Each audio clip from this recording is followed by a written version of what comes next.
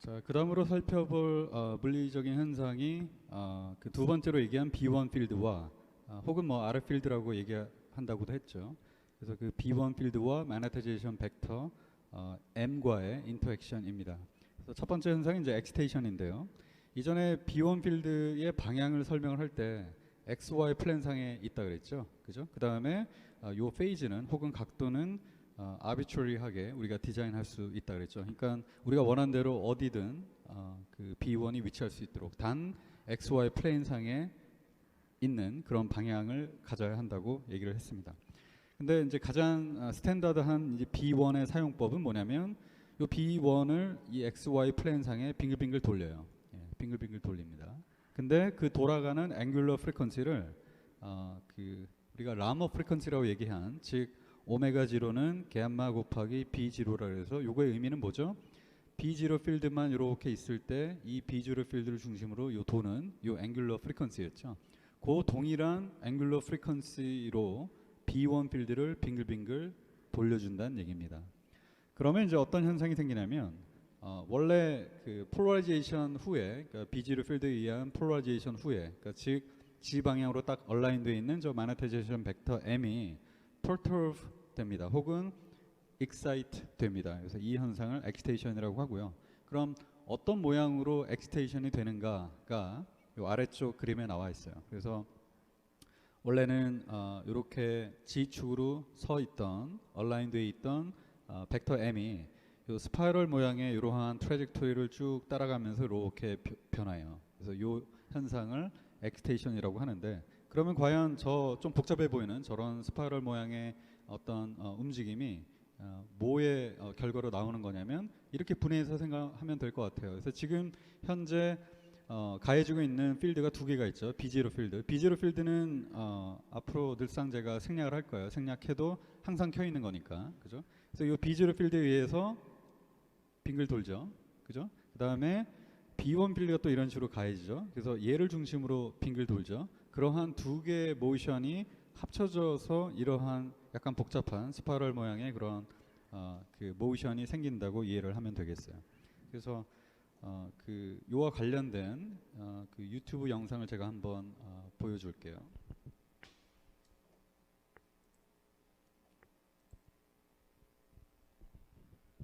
자, 그래서 플레이하기 전에 먼저 언급하고 싶은 거는 요 아래 있는 게 이제 그 각각의 마이너릭 스핀이에요. 그다음에 그 요 MG 그 요 녹색으로 표현된 요 화살표가 요 스핀들의 어떤 벡터성, 그죠? 그러니까 net effect 그게 바로 B0 필드에 이렇게 평행한 그런 어떤 벡터로 표현될 수 있다고 했죠. 그다음에 그거의 크기를 편의상 M0라고 표현을 했고요. 근데 여기서 이 net effect에 해당하는 벡터 M은 전혀 변하지가 않아요. 그죠? 하지만 라머 프리퀀시로 즉 gamma 곱하기 B0만큼 빙글빙글 요 G축을 중심으로 돌고 있다고 생각을 하는 게 좋겠습니다.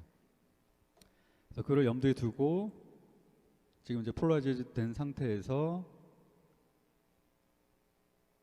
자, 이제 요 아래쪽에 B1 필드가 나타나기 시작했어요. 이게 B1이라고 적혀 있지는 않는데 요게 이제 B1 필드고 요게 XY 플레인상에 빙글빙글 돌죠. 근데 그 도는 그 각속도가 원래 그 라머 프리퀀시 즉 gamma B0만큼 그러한 각속도로 돌고 있는 겁니다. 그러면 그 각속도와 동일한 속도로 B0 필드 중심으로 돔과 동시에 전반적으로는 XY 축으로 점점 이 마그네타이제이션 벡터가 쓰러지죠. 그렇죠? 여기서 또 다시 보면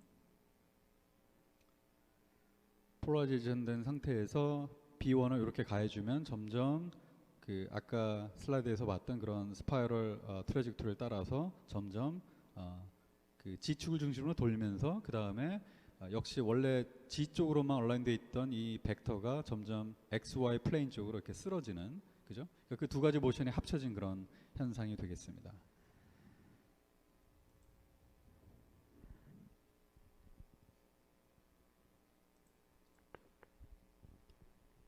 자, 그래서 아무래도 저러한 소위 그 절대 좌표계에서 보면 좀 모션이 좀 복잡하죠. 그래서 흔히 쓰는 이제 어떤 어널리시스의 편의를 위해서 쓰는 방법이 라머 프리퀀시로 즉 갬마 곱하기 B0만큼 돌고 있는 상대 좌표계, 여기서는 이제 x 프라임, y 프라임, g라고 표현했는데 그 상대 좌표계에서 좀 전에 그 현상을 바라보는 경우가 많습니다. 그래서 그 새로운 좌표계는 지금 g축을 중심으로 돌고 있기 때문에 x, y축은 변하는 거죠. 그렇죠? 그래서 이제 x 프라임, y 프라임이 됐고, 그다음에 이제 g축은 변하지가 않죠. 왜냐하면 상대 좌표계가 g축을 중심으로 돌고 있기 때문에 역시 요 그 수직 방향의 요 코디네이트는 변하지가 않겠죠. 그래서 g가 이제 그대로 돼 있고, 자 그렇게 되면 아까 우리가 로테이션을 B0 필드를 중심으로, 즉 g축을 중심으로 도는 그 모션과 이 모션의 합이라고 얘기를 했는데, 이제는 라머 프리퀀시로 돌고 있는 상대 좌표계에서는 이 로테이션이 이제 더 이상 보이지 않겠죠. 그렇죠? 그러니까 그거를 편의상 생략한 거죠. 캔슬 아웃한 거죠. 그래서 남는 모션은 이제 요것뿐인데, B1 필드도 원래는 절대 좌표계에서는 빙글빙글 도는 건데 프레임 자체가 같은 각속도로 돌고 있으니까 B1도 더 이상 돌지 않고 이렇게 X축에 고정돼 있다고 보이겠죠. 그죠? 그래서 결과적으로는 그렇게 고정돼 보이는 B1 필드, 즉 X 프라임 축을 중심으로 도는 이러한 회전만 남게 되겠죠. 그죠? 그렇게 되면 원래 G축을 향해 있던 이 벡터 M이 이렇게 로테이션 되는 X 프라임 축을 중심으로 그런 모션만 보게 될 겁니다. 그래서 나중에 지금 이 엑스테이션 현상을 좀 더 정량적으로, 수식적으로 분석을 할 텐데, 그때도 이러한 라머 프리퀀시로 돌고 있는 그런 상대 좌표계 x 프라임, y 프라임, g 축에서 분석을 하게 될 것입니다. 두 번째 현상은 디텍션인데, 사실은 그 좀 전에 우리가 봤던 그 엑스테이션 혹은 펄터베이션을 굳이 하는 이유가 바로 이 시그널 디텍션을 위해서예요. 그래서 이전에 우리가 리시브 코일의 역할이 이제 MR 시그널을 얻기 위해서다라고 얘기를 했는데, 만약에 폴라리제이션만 된 상태에서, 즉 이렇게 G축으로 고정되어 있는 그런 벡터 M에서는 전혀 어떤 벡터의 변화가 없죠. 그죠? 근데 이 리시브 코일이 시그널을 얻기 위해서는, 즉 이렇게 원으로 표현된 요 코일에 유도 전류가 생기기 위해서는 이 트랜스버스 방향으로의 어떤 마이너릭 플러스가 시간에 따라 변하는 그런 현상이 있어야 돼요. 그러니까 아마 그 중고등학교 때 물리 시간에 이런 걸 배웠는지 모르겠지만, 코일에 유도 전류가 생기려면 그러니까 자석을 이 방향으로 계속 왔다 갔다 해줘야 어떤 플럭스 변화가 생겨서 유도 전류가 생길 수가 있죠. 그러니까 마찬가지로 생각을 하면 될 것 같아요. 그러기 위해서는 어떻게 하든 우리가 이 벡터 M을 트랜스버스 컴포넌트가 생기도록, 그러니까 일단 생기면 얘가 B0 필드를 중심으로 빙글빙글 도니까 이 XY 평면상의 변화가 생기는 거죠. 그죠? 타임 베어링 마이너릭 플럭스가 생기는 거죠. 그래서 우리가 엑스테이션을 하는 거예요. 그래서 여기서 이제 하나 기억할 것은, 결국 우리가 리시브 코일이 매저하는 거는 마그네타이제이션, 그러니까 3D 마그네타이제이션 벡터이니까 X, Y, G 컴포넌트가 있잖아요. 근데 그 중에서 G 컴포넌트는 아무 영향이 없고 트랜스버스 컴포넌트 MXY가 결국 리시브 코일에 그 유도 전류가 흐르게 하는, 즉 시그널을 디텍션 할 수 있게 하는 어떤 메인 소스가 된다는 거를 좀 기억을 했으면 좋겠습니다.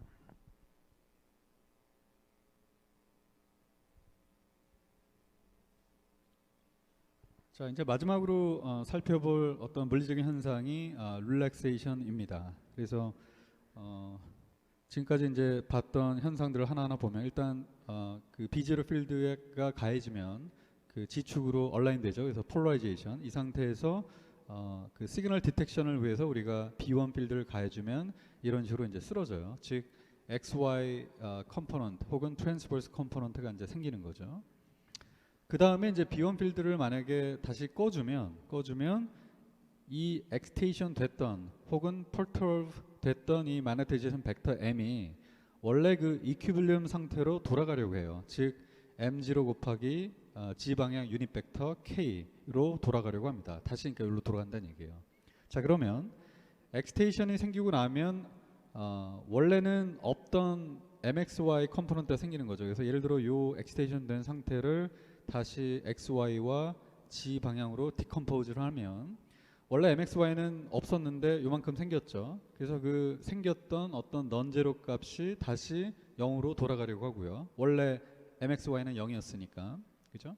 그 다음에 mg, 즉 longitudinal component는 원래 이만큼이었는데, 그러니까 m0만큼이었는데 줄어들었죠. 엑스테이션 후에. 그렇죠? 그래서 이 줄어들었던 m0가 다시 원래 m0만큼 리커버하는 이제 그런 현상을 우리가 릴렉세이션이라고 합니다.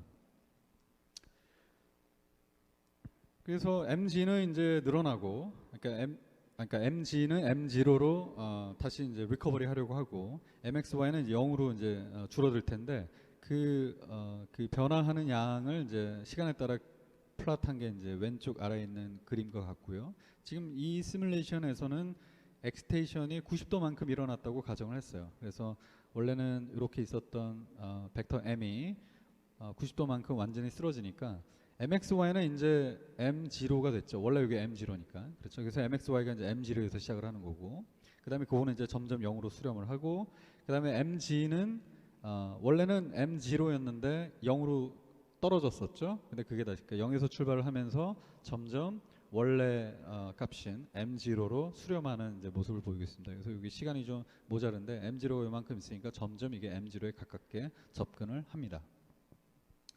그래서 그러면 얼마나 빨리 mg가 m0에 수렴을 하고, 그 다음에 얼마나 빨리 mxy가 0으로 수렴을 하는가에 관련된 타임 컨스턴트를 t1, 각각 t1, t2라고 얘기를 해요. 근데 여기도 나와 있는 것처럼 값이 두 개가 달라요. 그래서 보통 이제 t1 값이 더 크기 때문에 얘는 이 m0로 수렴하는 시간이 좀 더 길고, 그다음에 상대적으로 t2는 그 값이 작기 때문에 빨리 0으로 수렴한다는 걸 알 수가 있습니다.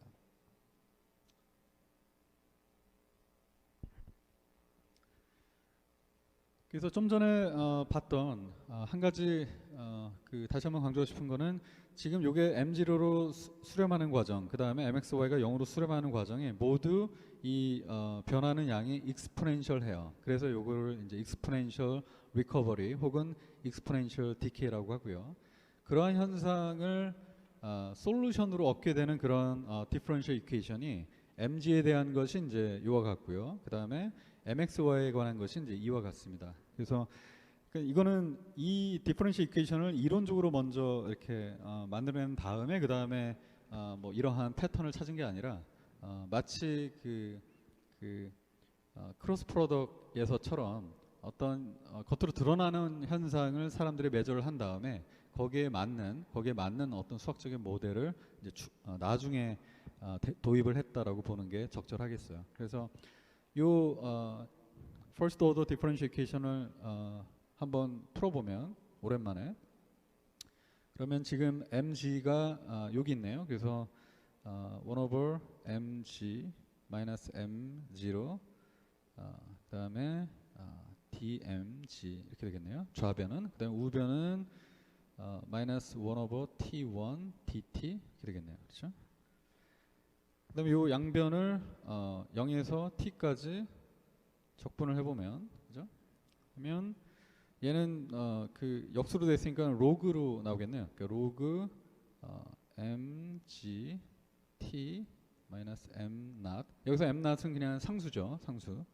t에 관한 펑션이 전혀 아니죠. 그 다음에 mg 0일 때 mg, 그죠? 마이너스 역시 상수 mg로 equal to 얘는 그냥 마이너스 t over t1이네요. 그렇죠? 근데 얘는 equal to, 얘가 로그가 있으니까 로그로 만들어주기 위해서 이렇게 표현이 되고, 그죠? 결국 얘와 얘가 같아야 되니까 우리가 원하는 요 식은 equal to m, 요 분자에 있던 놈을 오른쪽으로 곱하면 mg exponential 마이너스 t over t1 이렇게 되겠네요. 그렇죠? 그 다음에 결국 이제 우리가 원하는 솔루션이 얘니까 요 m0 상수를 오른쪽으로 더해주면 이렇게 되겠네요. 그래서 요거는 지울게요. 이렇게 되겠네요. 그죠? 그래서 mg는 시간에 따른 펑션인 mg는 m0 더하기, 그죠? 그다음에 그 초기값 mg의 초기값 마이너스 그 이퀄리brium 상태의 그 값 m0, 그다음 곱하기 익스포넨셜 마이너스 t 오버 t1 이렇게 되겠네요. 그렇죠? 그래서 유도 과정은 이제 지울게요.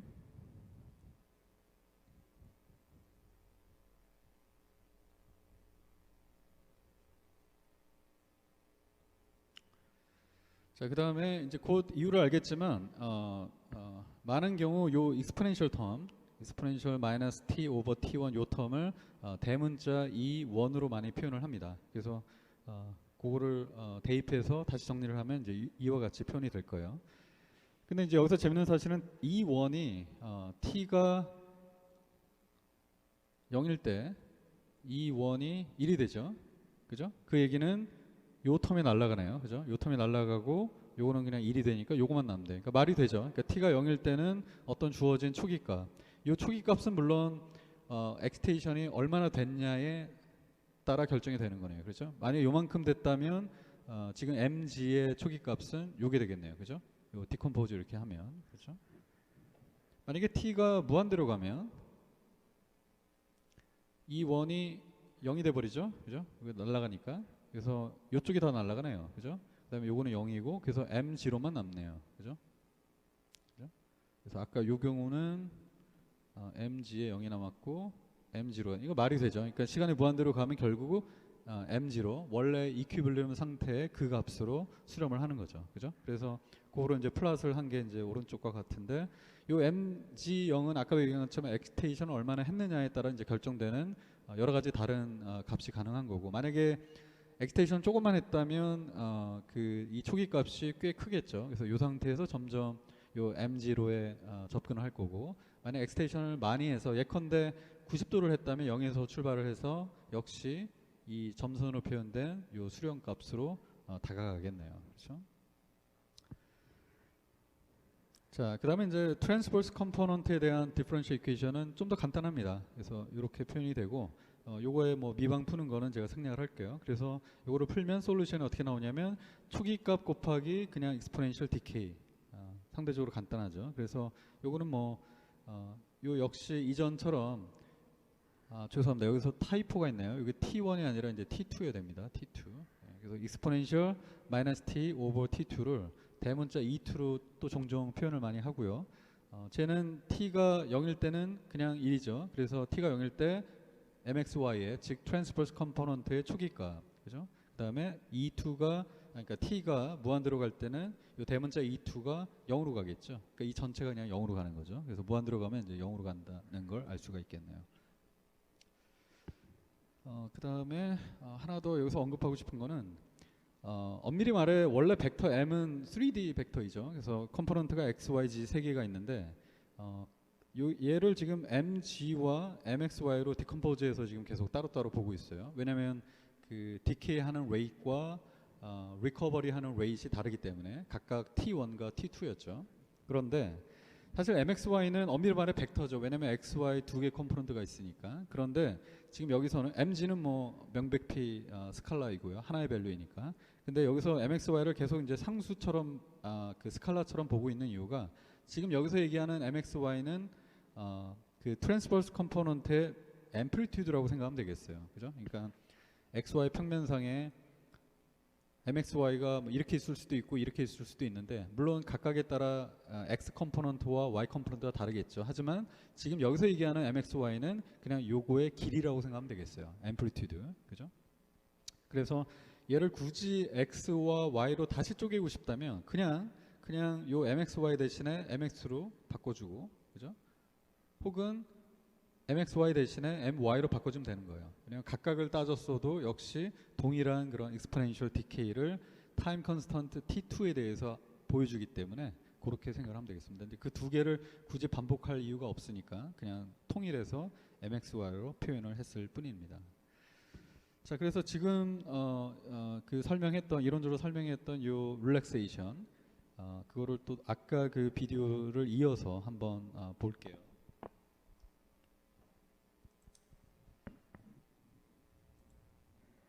자, 그래서 아까 여기서부터 한번 다시 볼까요? 예, 그래서 B1이 가해지면 점점 이렇게 엑스테이션이 생기고, 그렇죠?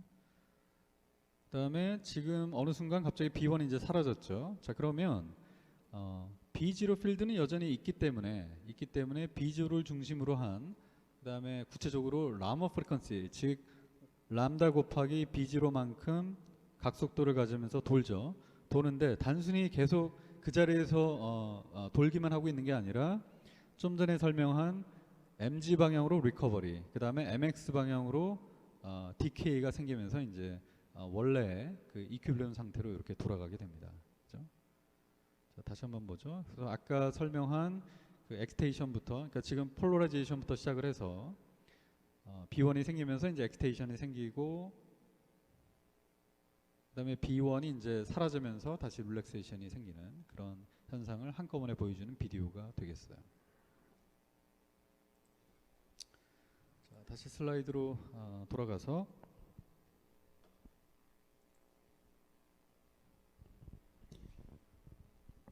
자, 그래서 좀 전에 설명했던 그 익스포넨셜하게 MG 같은 경우는 리커버리하고 M0로, 그 다음에 MXY는 역시 또 익스포넨셜하게 0으로 디케이를 하는데, 그때 얼마나 빠르게 리커버리하고 디케이 하느냐가 각각 T1과 T2에 의해서 결정이 된다고 했죠. 그래서 그거를 이제 타임 컨스턴트 혹은 시정수라고 얘기를 하는데, 재밌는 것은 요 T1 값과 T2 값이 티슈마다 달라요. 티슈마다 다르기 때문에 이게 바로 그 초반에 리뷰할 때, 그 프리뷰 할 때 얘기를 했지만 중요한 MRI의 어떤 이미지 컨트라스트를 만들어내는 중요한 소스가 됩니다. 그래서 대표적인 어떤 티슈별로 T1, T2 값을 정리한 것이 이제 가운데 표와 같은데요. 예를 들어 리버는 뭐 T1이 얼마고 T2가 얼마고, 머슬, 키드니, 블러드. 그러니까 즉 나중에 좀 더 이 그러면 T1 값과 T2 값에 따라서 어떻게 이미지를 더 밝게 하고 어둡게 할 건가는 이제 그러한 스트래티지는 나중에 이제 배우게 될 거고, 일단은 지금은 티슈별로 저 값이 다르기 때문에 T1에 영향을 많이 받는 그런 이미지 컨트라스트를 만들어낼 수도 있고, 나중에 T2에 영향을 받는 그 이미지 컨트라스트를 만들어낼 수 있어서 그런 것들로 인해서 우리가 어떤 다른 티슈 간의 이미지 컨트라스트 차이를 만들어낸다 정도만 이해를 하면 되겠고요. 그 다음에 그 각 티슈별로 보면 T1 값이 항상 T2보다 크죠. 그러니까 이거는 거의가 아니라 100% 모든 티슈에 대해서 적용되는 사실이고요. 그 다음에 또 하나는 이게 필드 스트렝스에 또 역시 디펜던트해요. 그러니까 지금 여기 나와 있는 요 값들은 B0 필드가 이제 3 테슬라일 때이고, 그래서 만약에 이게 1.5라면 T1도 그렇고 T2도 그렇고 전반적으로 줄어드는 그런 양상을 보입니다. 그래서 이 T1, T2 값이 티슈 디펜던트 할 뿐만이 아니라 필드 스트렝스에도 also 디펜던트 하다는 걸 기억을 했으면 좋겠네요.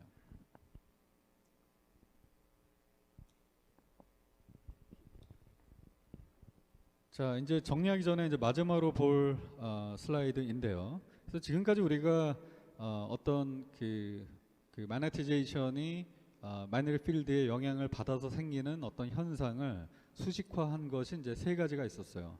크게 봐서는 두 가지죠. 하나는 마그네틱 필드 B가 어떤 식으로 주어지던 간에 그 필드 방향을 중심축으로 해서 이렇게 돈다, 빙글빙글 돈다. 그러한 모션을, 그러한 현상을 나타내기 위해서 이러한 크로스 프로덕을 이용한 디퍼런셜 이퀘이션을 도입을 했었고, 그 다음에 이제 크게 봐서 두 번째가 릴렉세이션이었는데, 릴렉세이션 되는 그 어떤 양상이 G 컴포넌트와, 즉 런지튜디널 컴포넌트와 트랜스버스 컴포넌트가 달랐기 때문에 각각을 이런 식으로 우리가 표현을 했었죠. 그렇죠? 그래서 저 세 개를 컴바인하고 싶은 거예요.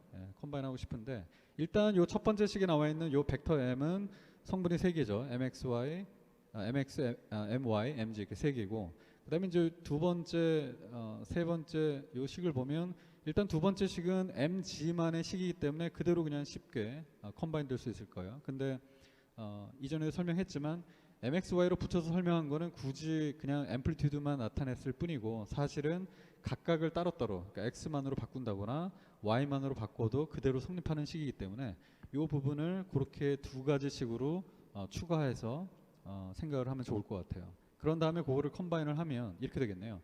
즉 얘는 equal to, 얘는 equal to 원래 있던 요 로테이션을 위한 식 그대로 적어주고, 그렇죠? 그 다음에 요 MG에 관한 요 리커버리 식은 요 이퀘이션이 MG 컴포넌트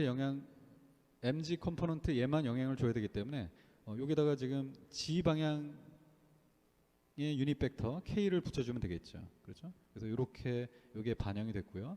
그 다음에 이 세 번째 식은 X와 혹은 Y를 따로따로 생각을 한다면 결국 두 개의 이퀘이션이 각각 X와 Y를 나타내는 유닛 벡터 I와 J로 표현해서 이런 식으로 컴바인 될 수가 있겠죠. 그렇죠? 그래서 그런 식으로 그 지금까지 배웠던 모든 물리적인 현상을 이렇게 한 가지 디퍼런셜 이퀘이션으로 표현을 할 수가 있겠고, 이 식을 블락 이퀘이션이라고 얘기를 합니다. 그래서 뭐 다시 한번 강조하지만 여기 나와 있는 요 벡터 B, 마그네틱 필드를 나타내는 벡터 B는 지금까지 배웠던 모든 필드, 즉 B0, 항상 켜 있어야만 하는 B0 필드, 그 다음에 엑스텐션을 위한 B1 필드, 그 다음에 아직까지는 구체적인 어떤 어플리케이션을 살펴보진 않았지만 이미 있다고 알고 있는 우리가 그레디언 필드가 다 합쳐진 그런 컴바인된 결과를 나타내는 그런 벡터가 되겠고요. 그래서 이 블락 이퀘이션이 이제 앞으로 어떤 그 마그네티제이션이 그 마이너리 필드 B0, B1 그레디언트에 의해서 여러 가지 그 모듈레이션이 일어나게 되는데 어떤 변화가 생기는지를 뉴메리컬 시뮬레이션을 해야 되는 경우가 많아요. 그럴 때 항상 쓰이는 일종의 베이스라인 이퀘이션이라고 생각을 하면 되겠습니다.